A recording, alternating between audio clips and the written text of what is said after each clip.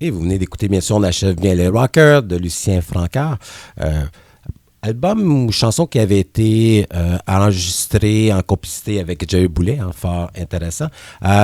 Maxime, toi, de ton côté, est-ce que tu le connaissais, Lucien Francaire? Je connaissais Lucien Francaire.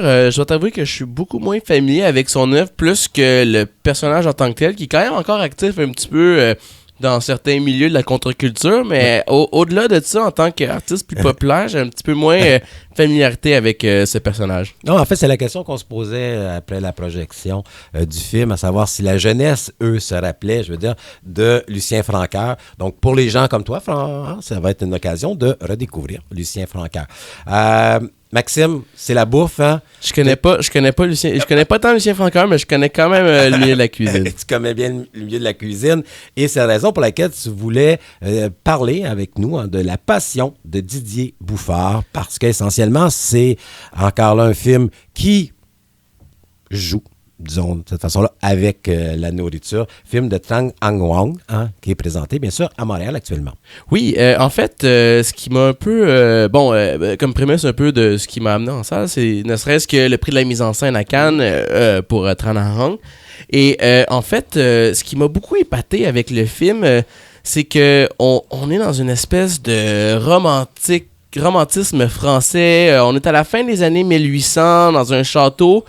Et le cinéaste nous met un peu en scène les entrelignes de la grande histoire de la gastronomie, parce qu'on s'entend que la gastronomie en tant que telle, comme métier, s'est développée à peu près ces années-là. Il y a eu des chefs comme Auguste Escoffier qui est même mentionné à un certain moment dans le film, qui serait une figure de proue à ce moment-là, à l'époque. Mais il vient vraiment changer un peu la place vers des personnes qui travaillent un peu dans l'ombre. Portrait aussi d'une femme qui est une femme cuisinière dont la place était extrêmement importante dans le milieu de la cuisine à cette époque-là, qui était complètement effacée par la suite par ce milieu d'hommes qui, jusqu'à dans les années 50-60, a prévalu à peu près tout ce qu'il fallait.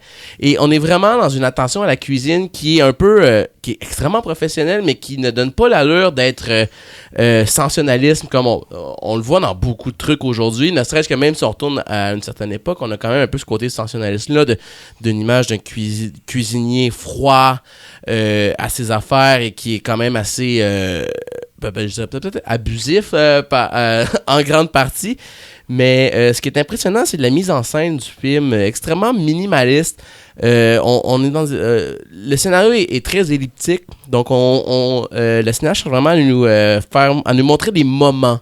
Et la séquence d'ouverture est absolument incroyable. Il passe vraiment toutes les étapes de ce qui rend la restauration intéressante, même si on n'est pas dans un restaurant, on est dans un château. C'est un groupe d'une douzaine de personnes qui vont être servies.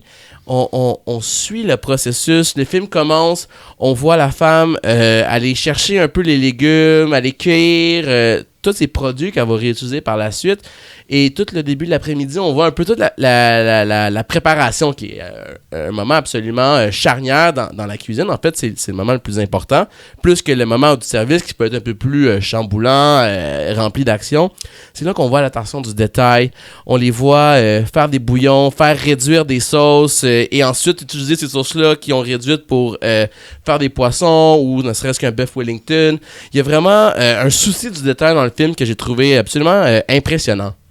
Et c'est intéressant ce que tu mentionnes au niveau du travail de mise en scène, parce que souvent le film avait suscité quelques, pas controverses, mais avait suscité, je veux dire, quelques réserves en Europe, en disant que ce film-là est un peu froid. Hein? Et notablement, on pense à La Grande Bouffe, on pense au Festin de Babette, on pense à des films qui sont peut-être émotionnellement, je veux dire, plus riches ou plus ancrés dans la nourriture, alors que toi, ce qui t'a intéressé, c'est vraiment comment le réalisateur a comme un peu compris cet univers cet univers culinaire, je pense encore à Francaire tantôt, cet univers culinaire, et a réussi à trouver des images qui correspondent à, je veux dire, les émotions que peuvent vivre, je veux dire, les cuisiniers dans la préparation, je veux dire, du repas. Exactement. Et en fait aussi, le film se développe aussi autour d'une espèce d'histoire d'amour et de comment on peut manifester une forme d'amour à travers la cuisine. Donc, le personnage principal de Dodin Buffon, qui est une espèce d'aristocrate, c'est jamais exactement clair quel est son rôle dans la société. C'est un film qui est aussi assez hermétique. On n'est pas... ce qu'on pourrait reprocher au film, en fait, c'est d'être assez hermétique dans sa présentation de la France des années 1800. Il n'y a pas de jeu politique. On suit quand même des gens qu'on sait qui sont des bourgeois, mais leur statut quant au reste de la France est complètement un peu éclipsé autour du film. Fait que ça, c'est quand même quelque chose qu'on peut reprocher au film. Mais au centre de cette histoire-là, c'est une histoire d'amour.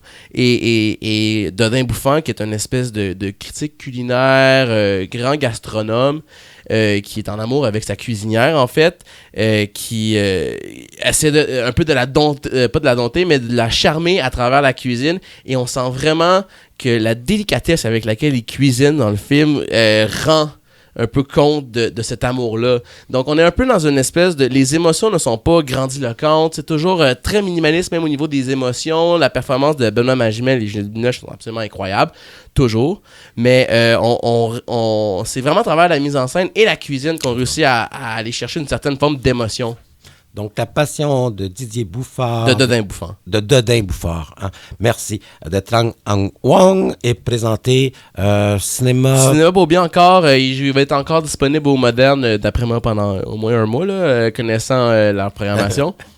Et on rappelle également que Francaire n'achève bien les Rockers a pris l'affiche hier. Et pour les gens qui sont intéressés à rencontrer Lucien Francaire, il va être au Beaubien aujourd'hui avec Virginie Francaire, sa fille, et Robbie Hart, co-réalisation. Donc, nous, on vous souhaite bon cinéma et on se retrouve bien sûr la semaine prochaine, toujours 1 heure de cinéma à Radio Centre-Ville. Et voilà, merci Maxime, merci Robert, merci également à Robbie Hart.